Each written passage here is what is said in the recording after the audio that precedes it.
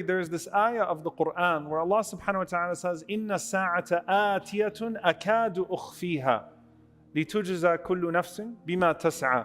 Allah subhanahu wa ta'ala mentions to us in Surah Taha that verily the hour is coming and it is as if I have hidden it. Akadu ukhfiha. And the scholars say there's, subhanAllah, no more powerful way that Allah subhanahu wa ta'ala could speak about how hidden the day of judgment is. He has hidden it from al-mala'ikat al-muqarrabeen, from the closest angels to him, and from khayrul mursaleen, from the best of the messengers of Allah. None of them know any idea when the day of judgment actually is, or when the end of this world actually is. All of them are just as in the dark about when the day of judgment is as we are. The entire creation of Allah subhanahu wa ta'ala, akadu ukhfiha, it is hidden from everyone but Allah subhanahu wa ta'ala. And everyone will be repaid exactly as Allah subhanahu wa ta'ala has decreed once that time comes. But it is so hidden, yet so imminent at the same time.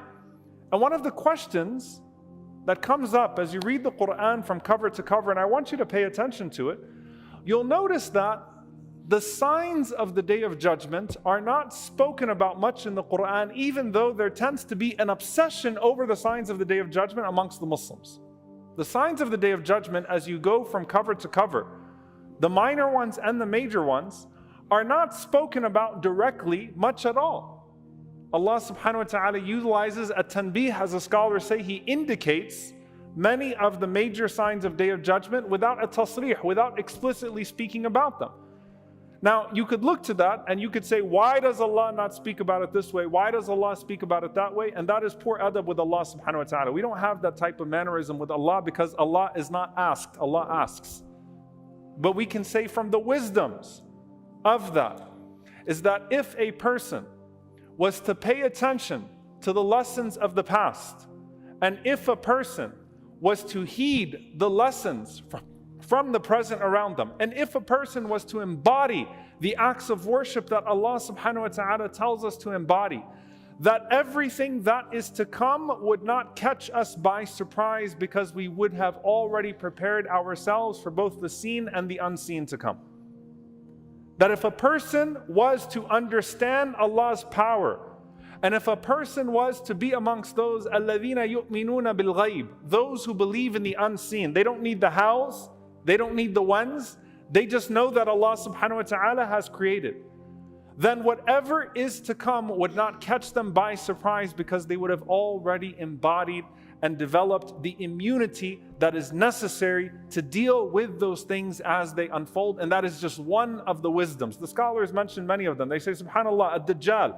The Prophet ﷺ said that there is no fitna from the time that Allah subhanahu wa ta'ala created Adam alayhi salam until the end of the world greater than al-Masih ad-Dajjal. And some of the scholars said it is tahqir. It is a form of belittling him that Allah subhanahu wa ta'ala does not even make mention of him in the Quran.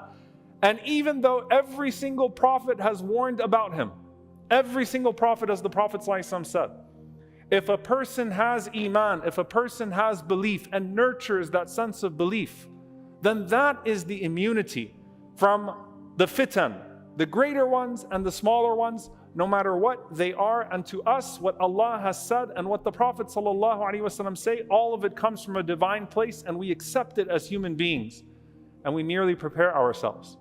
Some of the scholars say that of the wisdoms, as we have just read cover to cover, and you don't find so much elaboration on the signs of the Day of Judgment within that, of the wisdoms, is that when the Prophet ﷺ was sent to this earth, that urgency of the Day of Judgment being around the corner should have already been there without any of the commentary, without any of the other things that the Prophet ﷺ indeed warned us about, of the natural disasters and of the corruption to come, because the Prophet ﷺ said, بُعِثْتُ أَنَا وَالسَّاعَةِ كَهَاتَيْنِ, that I and the hour were sent like these two fingers. Meaning, the scholars say the closeness of them to come, the Prophet ﷺ sending, and then the final hour, meaning this is the final call to mankind through the Messenger of Allah ﷺ. And also that if you took the history of the world, the history of Allah's creation on this earth, and you compared the time that has passed before the Prophet ﷺ to the time that is left of humanity, it is like the time between the tip of the middle finger and the tip of the index finger.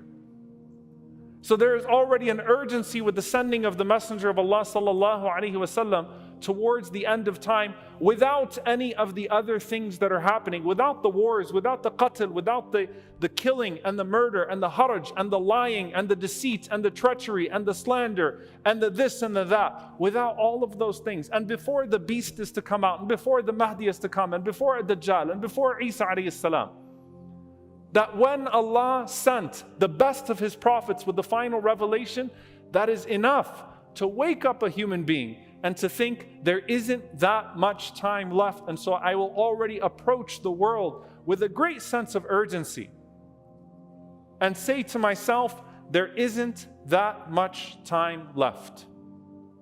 Now the next part of that, dear brothers and sisters, and this is something I really want to allude to because I want us to understand this for a moment. You know, subhanAllah, in this last week, suddenly the discussions about World War III are out there. And I'm not going to give you a political analysis on what's going on.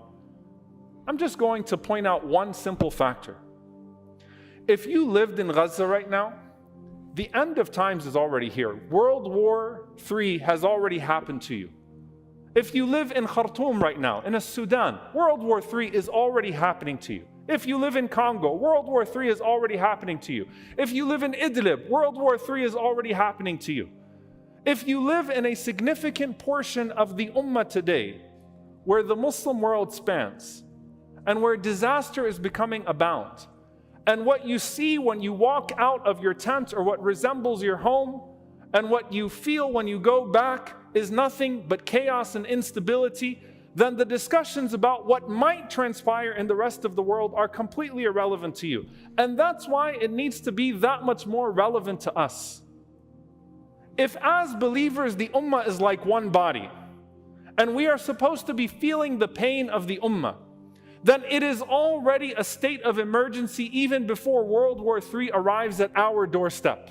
Before we start to feel the possibility of us being expelled from our homes, or of something difficult coming upon us like what's coming upon our brothers and sisters. Allah subhanahu wa ta'ala is actually putting our sincerity to test.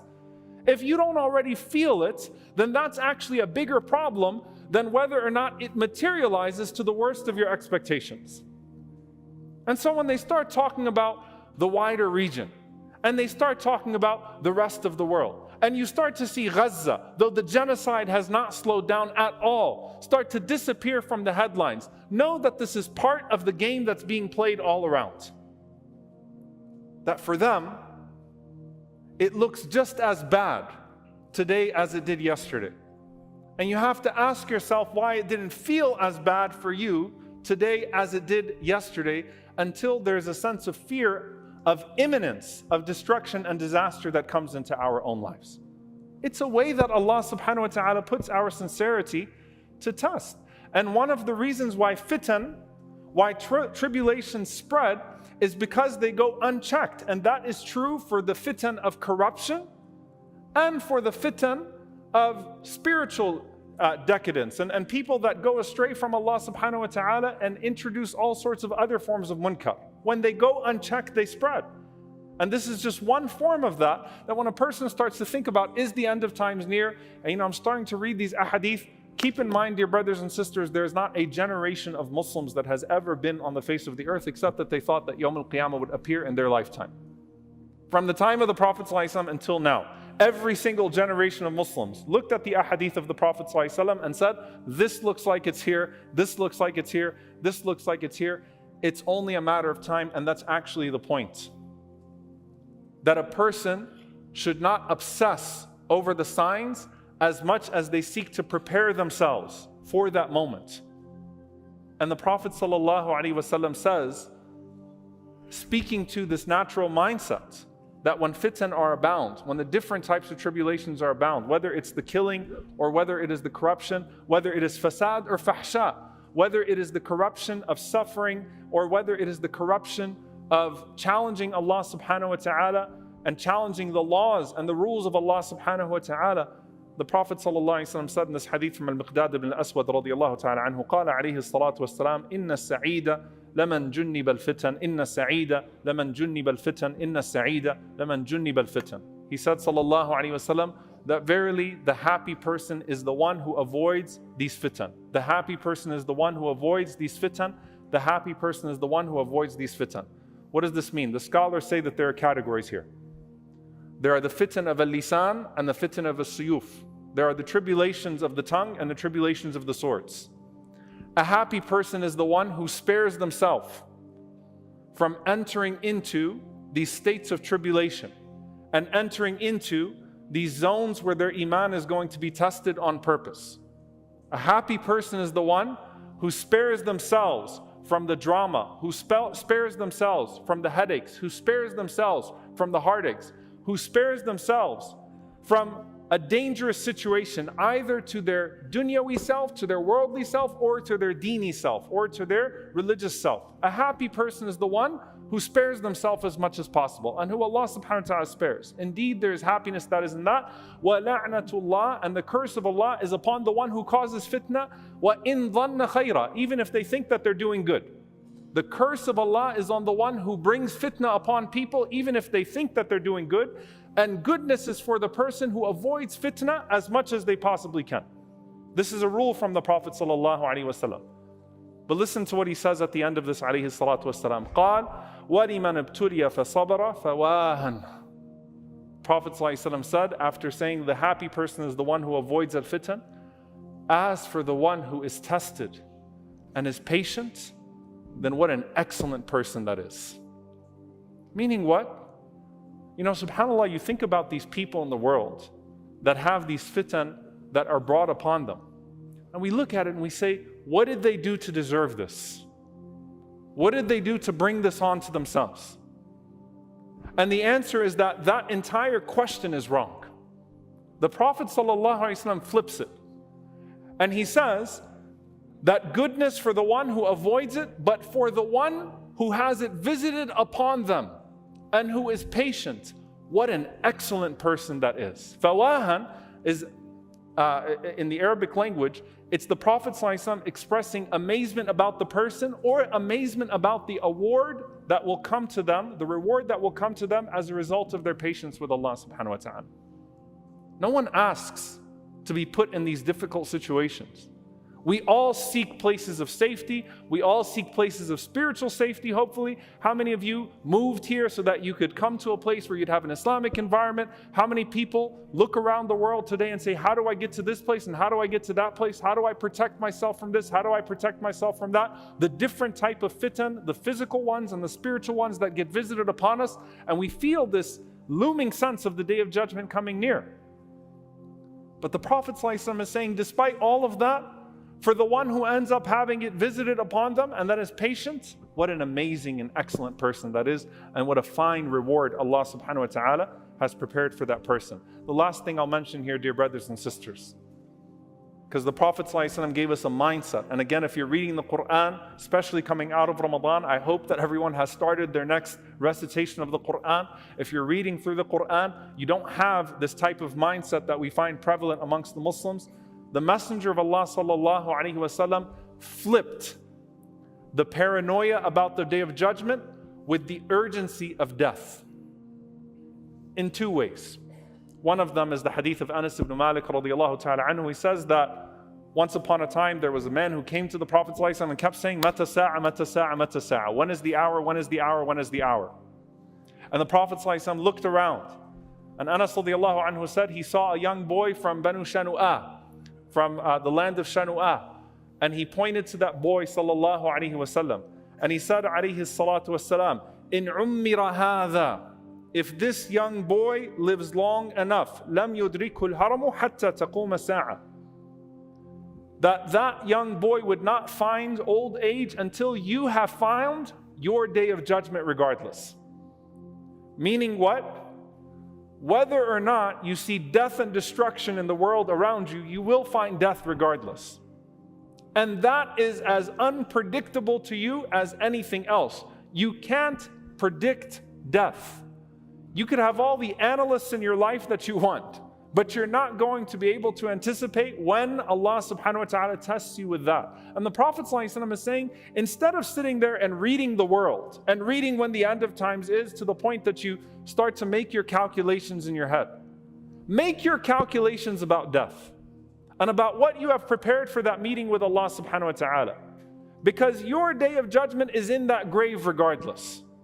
And what you will face there is no less severe than what you will face here. And that's why he said, sallallahu alayhi wa sallam, إِنَّكُمْ تُفْتَنُونَ فِي قُبُورِكُمْ مِثْلَ أَوْ قَرِيبًا مِنْ فِتْنَةِ الْمَسِيحِ الدَّجَّالِ.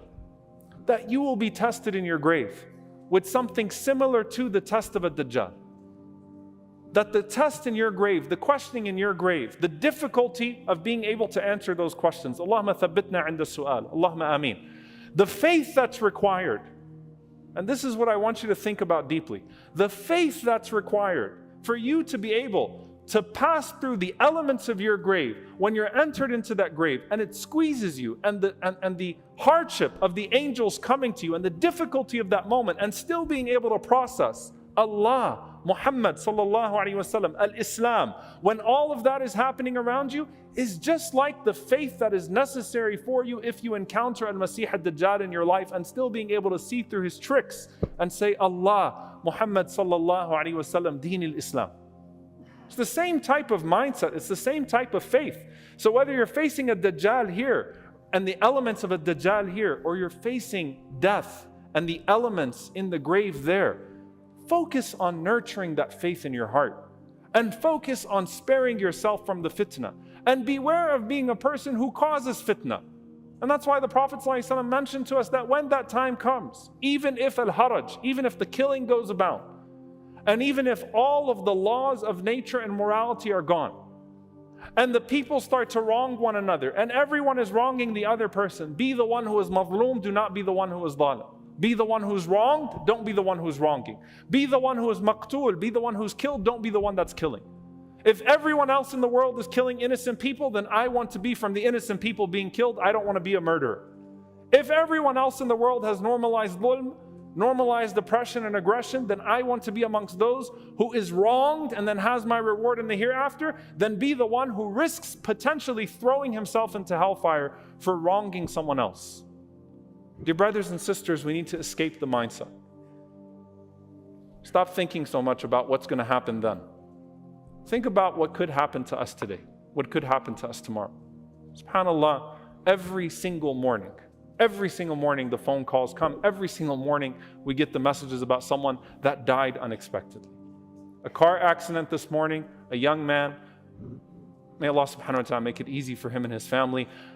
Elderly people, but the diagnosis was spurred, it got quicker. They were first given a year and now they're given 3 months. May Allah Azza wa Jal give them all shifa. May Allah make it easy for their families. Let's prepare ourselves for that. And let's think about the people that are already living the doomsday of this world that we fear would spread around the world around us. Activate ourselves towards that. Our brothers and sisters in Gaza and in the Sudan, and our Uyghur brothers and sisters, wherever they are, they're living that nightmare that everyone fears that will spread to the world around them. May Allah subhanahu wa ta'ala allow us to be that ummah of one body and nurture in our hearts that faith that is necessary to face the trials of a Dajjal and to face the trials of the grave. May Allah subhanahu wa ta'ala protect us from being deluded by ourselves, or being deluded by the shaitan, or being deluded by our circumstances, or being deluded by our power, or being deluded by our sense of security. May Allah subhanahu wa ta'ala forgive us for our shortcomings. Allahumma ameen.